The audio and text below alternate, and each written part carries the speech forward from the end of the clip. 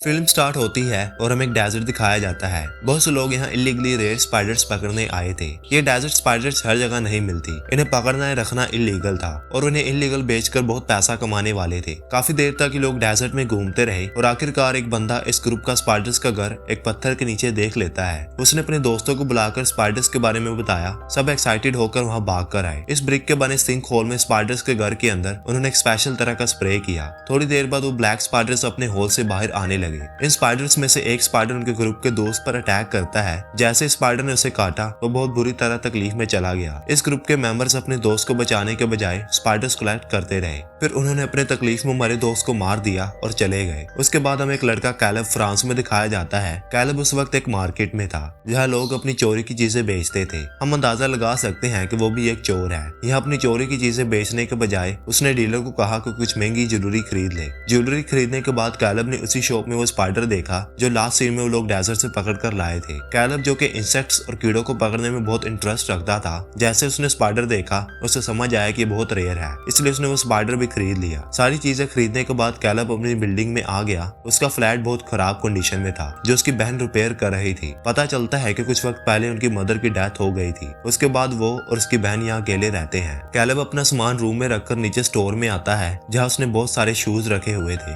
वो shoes check कर रहा था। इसी दौरान उसका दोस्त एक साइकिल चोरी कर लेता है। कैलब खुद एक चोर था लेकिन वो अपने दोस्त की चोरी पर बहुत गुस्सा होता है क्योंकि उसने डिसाइड कर लिया था कि अब वो कोई गलत काम नहीं करेगा। वो सारी चोरी छोड़कर अपना काम करेगा और ईमानदारी से पैसे कमाएगा। कैलब के पास अभी भी अपने ऑर्डर में काफी शूज बाकी थे। वो अपना ऑर्डर कलेक्ट कर रहा था। फिर उसने देखा कि कस्टमर के शू बॉक्स में क्रैक है। वो ब्रोकन शू बॉक्स में ऑर्डर नहीं दे सकता था, इसलिए वो नया शू बॉक्स लेने अपने घर गया। जैसे वो घर पहुंचता है उसने देखा कि उसके रूम की लाइट्स ऑफ है और ये देखकर वो परेशान हो गया। रूम की लाइट्स ऑफ करना एक बहुत बड़ी मिस्टेक थी क्योंकि वहाँ बहुत सारे इंसेक्ट्स थे जो बिना लाइट के लो टेम्परेचर में मर जाते हैं। कैलब अपनी सिस्टर से कहता है कि तुम ये सब क्यों करती हो, मेरे रूम के लाइट्स ऑफ करने की क्या जरूरत थी। जवाब में वो कहती है तुम्हें पता है कि बिजली के बिल्स कितने ज्यादा आते हैं, तुम्हारे रूम की सारी लाइट्स ऑन होती हैं, बिल्स कौन देखे, पैसे कहाँ से आए, क्या तुमने कभी सोचा, वैसे भी ये इंसेक्ट्स तुम्हें कुछ नहीं देने वाले। कैलब जवाब देता है मैंने सोचा है, मैंने अपना शू बिजनेस स्टार्ट किया है, पैसे वहीं से आएंगे, सब मैनेज हो जाएगा। लेकिन उसकी बहन उसकी बातों पर ट्रस्ट नहीं करती। कैलब अपने रूम की लाइट्स ऑन करता है और अपने सारे इंसेक्ट्स को चेक करता है। वो अपने नए स्पाइडर को एडजस्ट करने की कोशिश करता है लेकिन वहाँ उसके लिए कोई खास जगह नहीं थी, इसलिए उसके हाथ में जो ब्रोकन शू बॉक्स था कैलब ने उस स्पाइडर को उसमें रख दिया। ये सब करने के बाद वो अपनी मदर की दोस्त की पार्टी में जाना चाहता था। मदर की डेथ के बाद वो उन्हें अपनी मदर समझता था। ये लेडी भी कैलब से बहुत प्यार करती थी और आज कैलब ने जो इयररिंग्स खरीदी थी वो भी उनके लिए थी। वो कैलब से कहती है कि तुम बेहतर हो रहे हो, ये अच्छी बात है, अगर तुम्हारी मदर आज जिंदा होती तो वो बहुत खुश होती। वैसे भी अब ये लोग मजे करते हैं, डांस करते हैं और कैलब रात को घर आता है। अब जैसे वो शू बॉक्स खोलता है स्पाइडर देखने के लिए, स्पाइडर उसमें नहीं था। उसने सोचा कि शायद स्पाइडर भाग गया होगा और ये सोचकर वो उदास हो गया क्योंकि उसने स्पाइडर के लिए बहुत पैसे दिए थे और सबसे बड़ी बात ये थी कि वो बहुत रेयर और न्यू था। वैसे भी अब वो बॉक्स में रखे शूज उठाता है, उन्हें नए बॉक्स में पैक करता है और बिल्डिंग के नीचे अपने कस्टमर को ऑर्डर डिलीवर करने आता है। ये ऑर्डर उसे उस बिल्डिंग में रहने वाले एक आदमी ने दिया था। कैलब अपने कस्टमर को शूज देते वक्त बिल्डिंग के ओनर को देखता है। उस ओनर को हमेशा कैलब पर शक रहता था जैसे वो कोई इलीगल काम कर रहा हो, इसलिए वो अपना ज्यादा वक्त कैलब पर नजर रखने में लगाता था।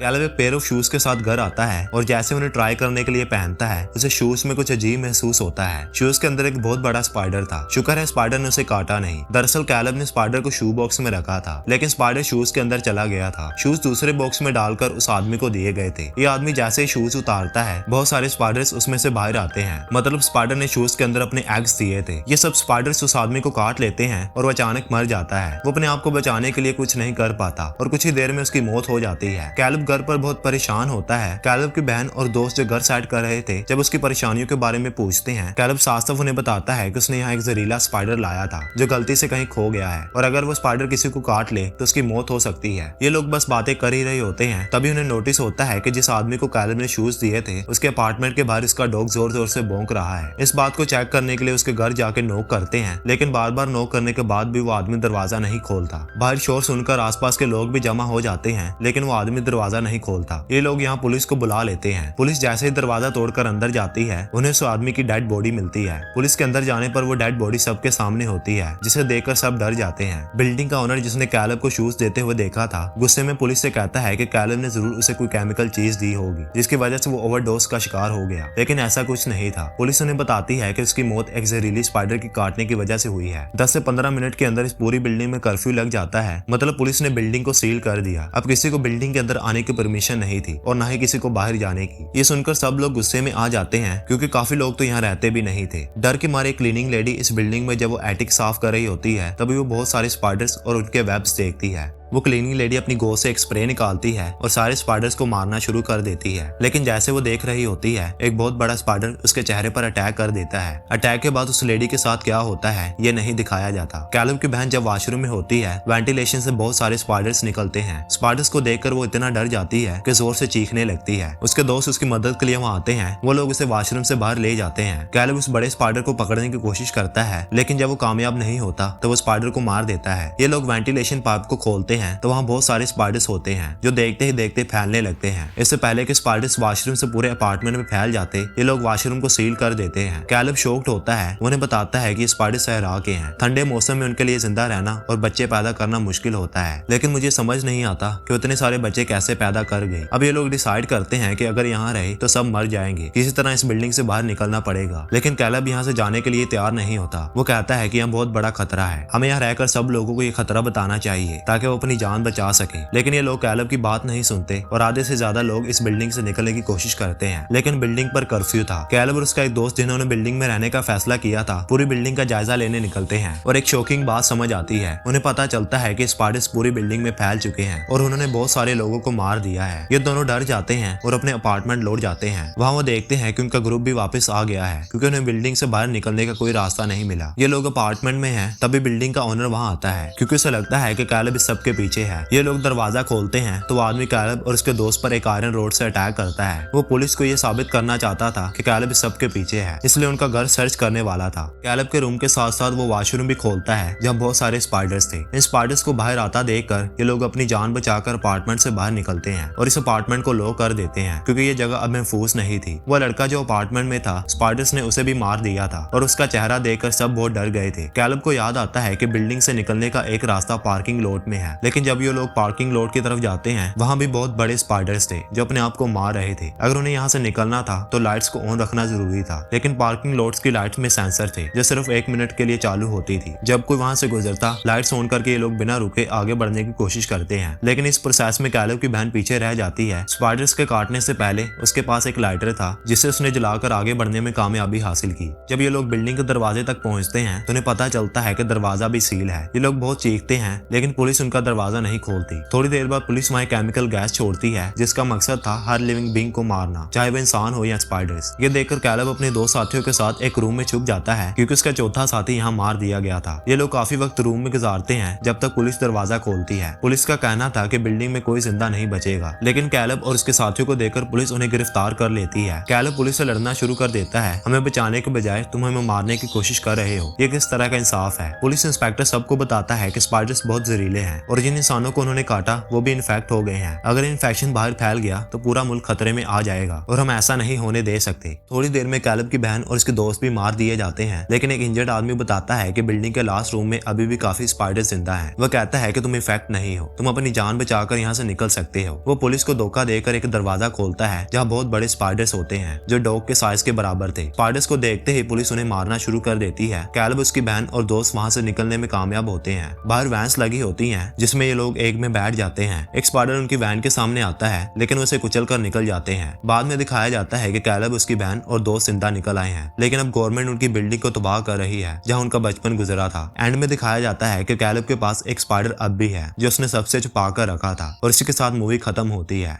शुक्रिया।